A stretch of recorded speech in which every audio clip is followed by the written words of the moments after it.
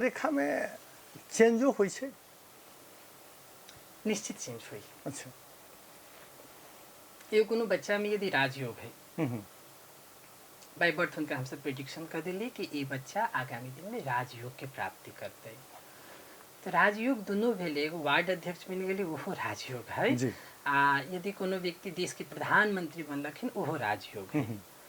तो हाथ की रेखा अपने की ये चीज गाइड कर देते कि इस समय अवधि में राज्य स्तर के सुख की प्राप्ति ही अपने के जीवन में। तब व्यक्ति की अपन कर्म में अब की चेंज लावे पड़ल कि वार्ड स्तर पर काम करब कि देश स्तर पर। जी। यदि देश स्तर पर काम करते तो डिले किनका होती सक्सेस, लेकिन वही स्तर के होते। आ वार्ड स्तर पर करथिन तो किनका जल्द ही प्राप्ति कर लेथिन के लगे वर्ग तो बहुत छोट है ना, तो उतने वर्ग के प्रभावित करे में ज़्यादा समय नहीं लगते।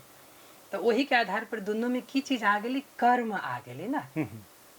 अहू में कर्म कर रहा है, स्मॉल ग्रुप ऑफ पीपल के प्रभावित करे के, ओहो में कर्म कर रहा है कंट्री लेवल पर पीपल के प्रभावित करे के। हाथ के रेखा वही पर चेंज होते, ये छोट राजयोग बड़का राजयोग में स्थापित हो जाते।